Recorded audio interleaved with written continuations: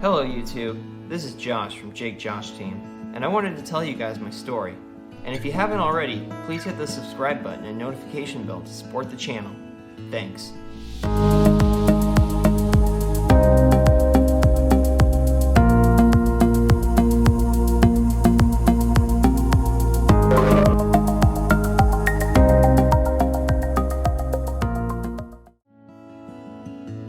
I was born in Long Beach, California, and lived in the Southern California area during my upbringing. Life was pretty much normal growing up. I had my share of friends to be with, as well as bullies to deal with throughout grade school. During my grade school days, I was involved in a variety of Little League sports. However, I was never very good at any of them. I was the kind of kid who was more interested in playing with the grass in the outfield than the ball. And in basketball, I could never get a rebound or make a shot for my life, since I was on the smaller side and not very aggressive. I never really enjoyed playing sports, particularly because I hadn't found one I was good at or passionate about. But eventually, I had a moment during basketball practice where some of my teammates were getting severely physical with me in one practice. It never escalated into a fight, but I remember at one point I got pushed so hard while running a drill that I hit the ground hard, head first. After that practice, I knew I had to toughen up, improve my coordination, and be ready to defend myself in a similar situation. And that is what led me to join taekwondo. At first, taekwondo wasn't as great as I'd expected. It was completely different from any other sport I had previously played, and the attention to detail demanded by my instructors intimidated me. I became so frustrated with always messing up blocks, strikes, motions, and a kick that on multiple occasions I begged my mother to let me quit. But she never did. She disciplined me to always finish what you begin. I remember her telling me that if I quit this, then I was going to quit everything that became difficult in my life. At that point, I was too upset to understand. But looking back now, I see exactly what she meant. And this is the theme that will be repeated throughout my story. So I stuck around, and surprisingly, after a few months, I had improved significantly. I actually began having fun and enjoyed every aspect of taekwondo and established a solid and respectful relationship with my instructors that I still cherish to this day.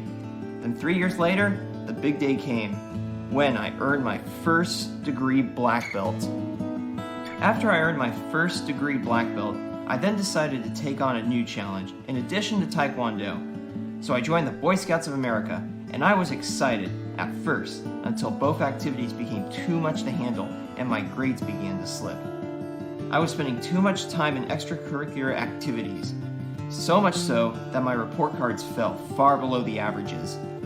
Eventually, my time at taekwondo was reduced to focus on fixing my grades.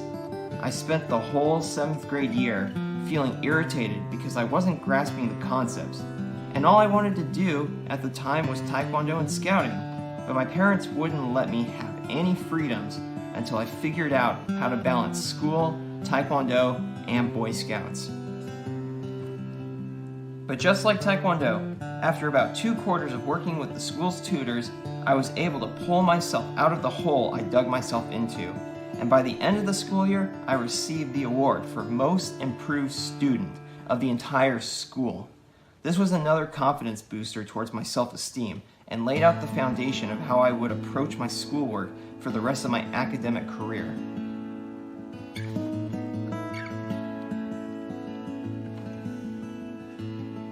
After middle school, I felt that it was time to add another activity to my schedule, so I decided I was going to get involved in high school athletics. I spent the summer exercising and getting into shape for tryouts. After tryouts, I decided to take a slot on the high school cross-country team and track team. It was a good experience. I made friends on the team, and for the most part, we were competitive. I finished my freshman cross-country season with a personal best time of 18 minutes and 50 seconds for a 3-mile race. And in track, I ran the 1 mile in under 5.5 minutes, and the 2-mile race in a little over 11 minutes. After a good season as a freshman runner, my head coach passed away from cancer.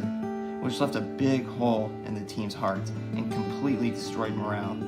My class then decided to dedicate our 3 remaining seasons to our former coach as a way to thank him for teaching us how to run and train the right way.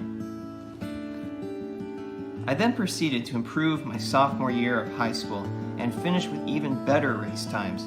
At this time, I was a 2nd degree black belt, or 2nd level black belt, and I was able to test for my 3rd degree black belt, and I was on the cusp of earning my Eagle Scout, the highest rank in scouting. Yet, the passion I had for taekwondo had transitioned into a love for running, and after I passed my test and earned my 3rd degree black belt, I felt that it was time to hang up the uniform. And it was sad for me to be finished with a sport I had been so heavily involved in for almost 10 years. But the instructors were beginning to specialize in teaching more elementary age kids. And balancing the taekwondo, high school athletics, Boy Scouts, and schoolwork was a little more than I could handle at the time. So junior year of high school came around, and our cross-country team was successful. We as a team won our high school cross-country league and competed in CIF prelims. Others might refer to this as regionals, the level of competition before state level competition. Unfortunately, our team came up short by about 3 places, and our season was done. So after the season, I devoted my time to completing my scouting career. It took me 2 pitch meetings to get the Board of Eagle Scout Advisors to approve my idea of constructing an outdoor recreational break area for my local church's office.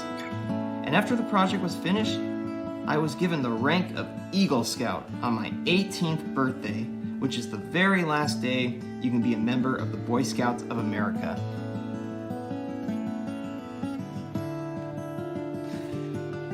I never intended to cut it so close, but the scout leaders were a bit of perfectionists, and it was always their way or the highway when it came to earning merit badges and advancing in rank. But nevertheless, we got the job done in just the nick of time. And then, just like that, my senior year of high school was finally here. Having that feeling of just one more year of high school got me super pumped, and that energy level was well displayed in the cross-country and track season. I remember finishing my last cross-country race with a time of 16 minutes and 39 seconds for a 3-mile race, and running the 1 mile with a time of 4 minutes and 59 seconds, barely making it under the 5-minute barrier. Also, another interesting fact worth mentioning was that I was on the pole vault team and ended my track career as our high school league's pole vault champion, which left me with a sense of great accomplishment. After my high school track and field season came to a conclusion, I found myself walking across the stage, shaking the principal's hand, and being issued my high school diploma. And although I had my highs and lows with the high school experience, I was sad to see that it was time to move on and begin focusing on studying for a career. After graduation, I left home for preparatory school, located in the mountains of San Bernardino, California, that went by the name of Northwestern Preparatory School. It was far enough where I lived on campus, but close enough where I could come home on selected weekends. But I definitely felt the symptoms of being homesick while I was away. But I digress.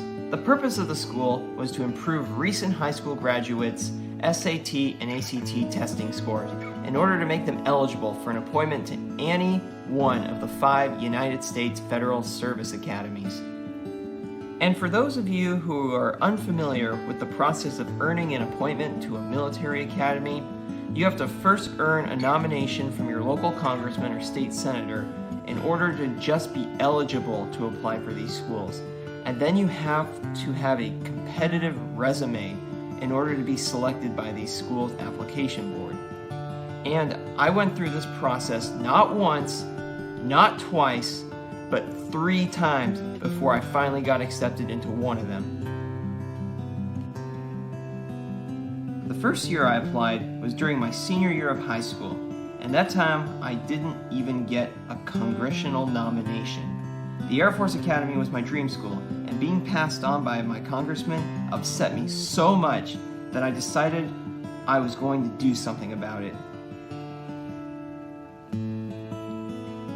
So I attended the preparatory school the following year, got my standardized test scores up, and secured a nomination for both the United States Air Force Academy and the United States Merchant Marine Academy. But unfortunately, I came up short in the second year of applying when both the Air Force and Merchant Marine Academy sent me the denial email. And after getting so close to my goal, the feeling of disappointment bothered me so much that I decided that I wasn't going to take no for an answer. So the following year, I went to school part-time, worked part-time, studied for the ACT and SAT part-time, and trained for the Huntington Beach Half Marathon. And for a full year, that was all I did. And then, my persistence was finally rewarded. First, I finished the half marathon in a time of 1 hour, 22 minutes, and 9 seconds. And I finished 25th overall out of 12,000 runners.